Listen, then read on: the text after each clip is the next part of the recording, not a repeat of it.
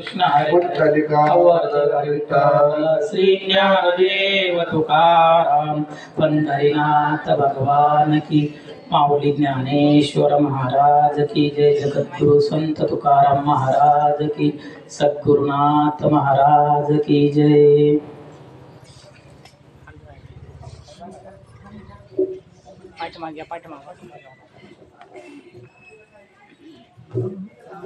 पुढे सारखं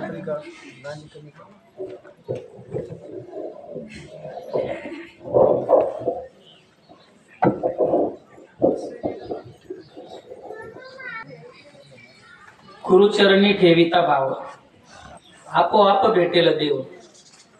म्हणून गुरुशी भजावे, रूप ध्यानाशी आणावे. देव गुरुपाशी आहे, वारंवार सांगू काही. तुका म्हणे गुरु भजनी, देव भेटे जनीवनी. गुरुर ब्रह्मा गुरुर्विष्णू गुरुर्देवो महेश्वरा, गुरुर साक्षात परब्रह्म तस्मै श्री गुरवे नमः. ध्यानमूलं गुरुमूर्ति, पूजामूलं गुरुपदं, मंत्रमूलं गुरुवाक्य, मोक्षमूलं गुरुकृपा. ज्या संगतीने विराग झाला, मनोदरीचा जड भास गेला. साक्षात परात्मा मज भेटविला, विसरू कसा मी गुरुपादुकाला. सद्योग पंथे घरी आणिला, अंगेची माते परब्रह्म केला. प्रचंड तो बोध रवी उदेला, विसरू कसा मी गुरुपादुकाला. चराचर व्यापकता जयाची, अखंड भेटी मजला तयाची. परमपदी संगम पूर्ण झाला, विसरू कसा मी गुरुपादुकाला. जो सर्वदा गुप्त जनात वागे, प्रसन्न भक्ता निज बोध सांगे. सद्भक्ती भावा करिता भुकेला, विसरू कसा मी गुरुपादुकाला. अनंत कोटी अपराध माझे, नाना मनी सर्व घालो निकोटी. प्रबोध करिता श्रम फार झाला, विसरू कसा मी गुरुपादुकाला. मला काही सेवाही न झाली, तथापि तेने मज उद्धरिले. आता तरी अर्पीन प्राण त्याला, विसरू कसा मी गुरुपादुकाला. माझा अहंभाव असे शरीर, तथापि तो सद्गुरु अंगीकार. नाही मनी अकल्प विकार झाला, विसरू कसा मी गुरुपादुकाला. आता कसे मी उपकार फेडू, हा देह ओवाळून दूर सांडू. म्या एक भावे प्रणिपात केला, विसरू कसा मी गुरुपादुकाला. जया वर्णिता वर्णित वेदवाणी, मने नेती नेती लाज दुरुनी. नवे अंत ना पार ज्याच्या रूपाला, विसरू कसा मी गुरुपादुकाला. जो साधूचा अंकित जीव झाला, त्याचा असे भार निरंजनाला. नारायणाचा भ्रम दूर केला, विसरू कसा मी गुरुपादुकाला. विसरू कसा मी गुरुपादुकाला. गुरुचरणी ठेविता भाव, आपोआप भेटेल देव.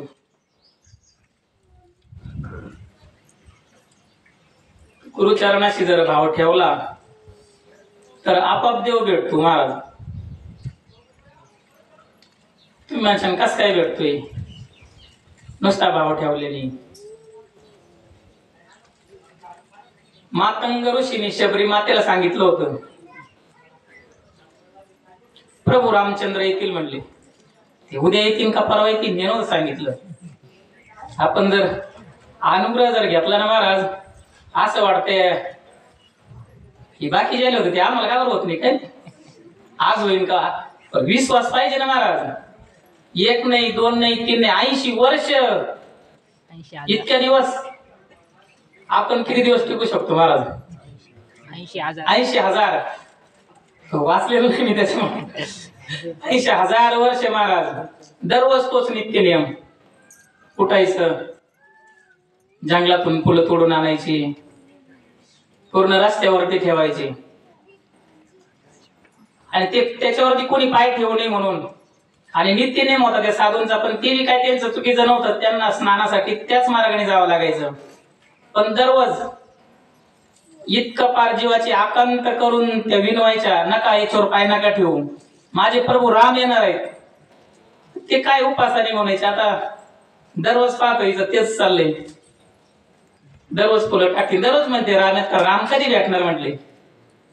पण नाही महाराज, गुरुनी सांगितलं होतं. ज्यावेळेस मातंग ऋषी निघून गेले ना, तेव्हा विचारलं आता मी काय करू म्हटले, मला पण तुमच्या बरोबर आहे. नाही म्हटले, तू थांब, प्रभू रामचंद्र तुला शोधत येतील म्हटले. तेवढ्याच वाक्यावर विश्वास होता आपला. किती आहे, दिंडीहून परत आल्यापासून महाराजांचे फोन चालू होते, कोण येत आहे पहा, किती गाड्या करायच्या. एक गाडीत गाड्या तिथे टाकून ठेवले होते महाराज त्यांनी, निघाय ड्युटीवर जायच्या अगोदर.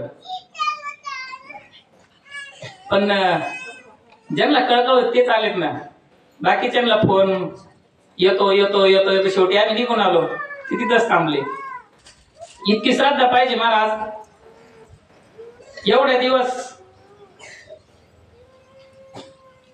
शेवटी गुरूंचं वाक्य होतं, प्रभू रामचंद्र आले, पण त्यावेळेला शबरीचं वय भरपूर झालेलं होतं.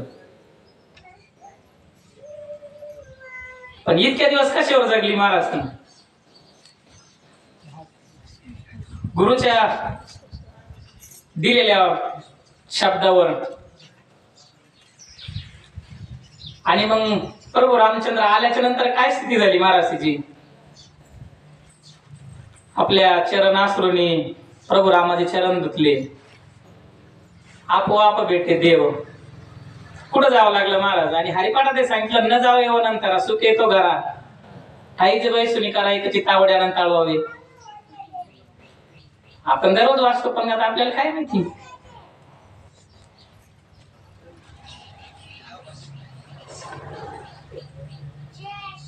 गुरुचरणी ठेविता भाव, आपोआप भेटे देव.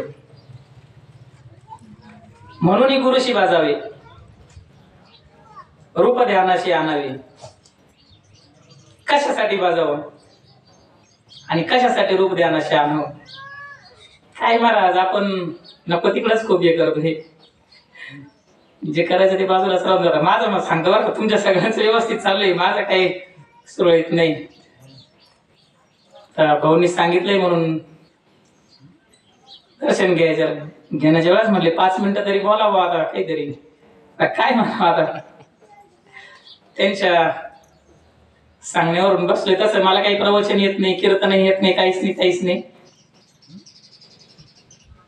दिंडीला जायचं होतं, पण मग तब्येत खराब झाली त्याच्यामुळे नाही गेलो. महाराज कोणीच नव्हतं घरी.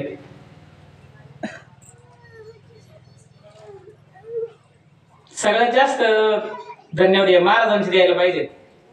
जे घरी राहतात त्यांना सुद्धा दिंडी पाहायला मिळते. गुरुपौर्णिमेचा कार्यक्रम असो, दत्त जयंतीचा कार्यक्रम असो, एवढे कष्ट घेतात महाराज. 2-3 तासात कार्यक्रम लगेच ग्रुपला. इतके धन्यवाद द्यायला पाहिजे महाराज. आम्ही घरी असून आम्हाला पूर्ण दिंडी अनुभवायला मिळाली. कीर्तन पडण्याची वाट पाहत होतो आम्ही, फक्त पडलं का लगेच कीर्तन पाहायचं. आम्हाला असं वाटत होतं 2-3 दिवस आपण दिंडीत असेल काय, कारण महाराजांचे खूप कष्ट आहे.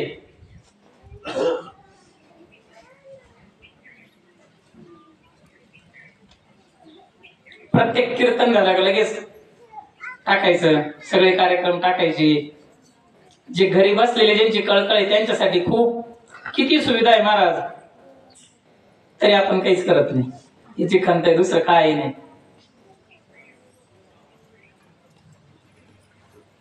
आपोआप भेटेल देव. भेटला ना महाराज. प्रभू रामचंद्राला शबरी मातेला भेट देण्यासाठी यावं लागलं. रूप ध्यानाशी आणावे.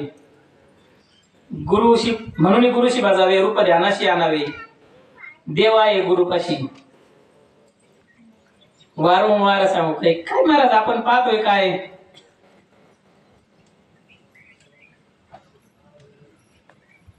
हरिपाठातला अभंग आहे ना तो,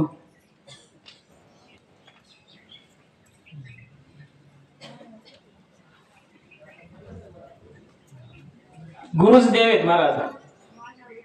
माझ्या विठोबाचा काहीसा प्रेम भाव, आपणची देव होय गुरु. आपण पाहतोय का देव म्हणून?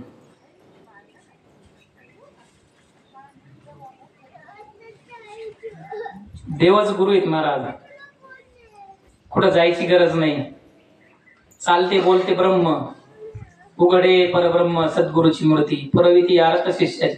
नुसती मनात इच्छा करायची, पूर्ण होती.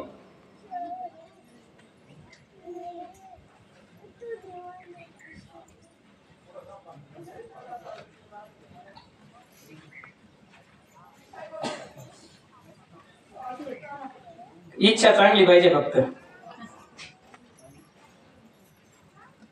परमार्थाची पाहिजे. ते इच्छा पुरवतात महाराज. कुंडली कवरदार विठ्ठल श्री ज्ञानदेव तुकाराम पंढरीनाथ भगवान की जय. माऊली ज्ञान